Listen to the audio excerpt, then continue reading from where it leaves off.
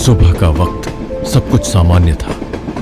एक ट्रेन अपने सफर पर, दूसरी उसी ट्रैक पर कहीं आगे।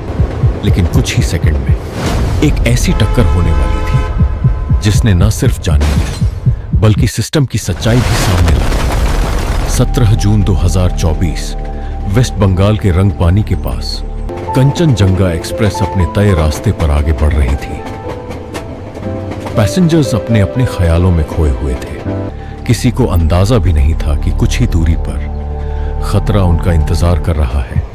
उस दिन सबसे बड़ा दुश्मन कोई इंसान नहीं था बल्कि सिस्टम खुद था। रेलवे का ऑटोमेटिक सिग्नलिंग सिस्टम फेल हो चुका था। अब ट्रेन्स को मैन्युअली कंट्रोल किया जा रहा था।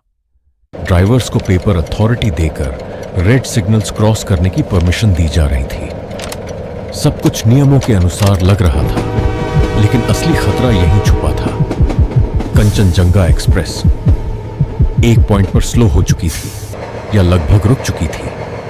उसी ट्रैक पर पीछे से एक गुड्स ट्रेन आ रही थी। उसे भी सिग्नल क्रॉस करने की अनुमति मिली थी।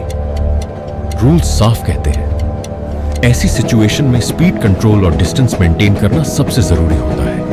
लेकिन यही वो पल था जहां एक छोटी सी चूक एक बड़ी त्रासदी में बदलने वाली थी। कुछ ही सेकंड और फिर एक जोरदार धमाका। गुड्स ट्रेन हाई स्पीड पर सीधे पीछे से पैसेंजर ट्रेन से टकरा जाती है।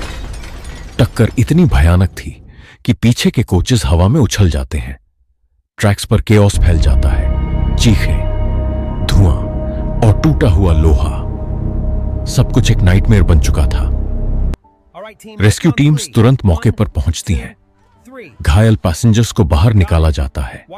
हर तरफ अफरा तफरी थी। लेकिन सवाल अब भी वही था, यह हुआ कैसे?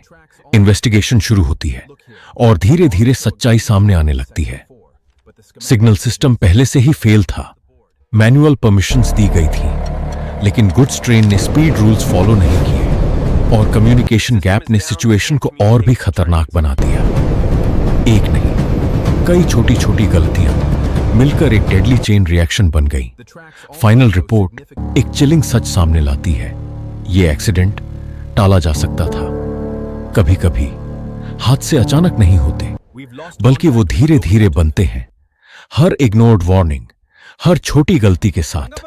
और रंगापनी की उस सुबह वो सारी गलतियां एक साथ टकरा गईं, क्योंकि कई बार सबसे बड़ा खतरा दुश्मन नहीं बल्कि सिस्टम की खामोशी होती है।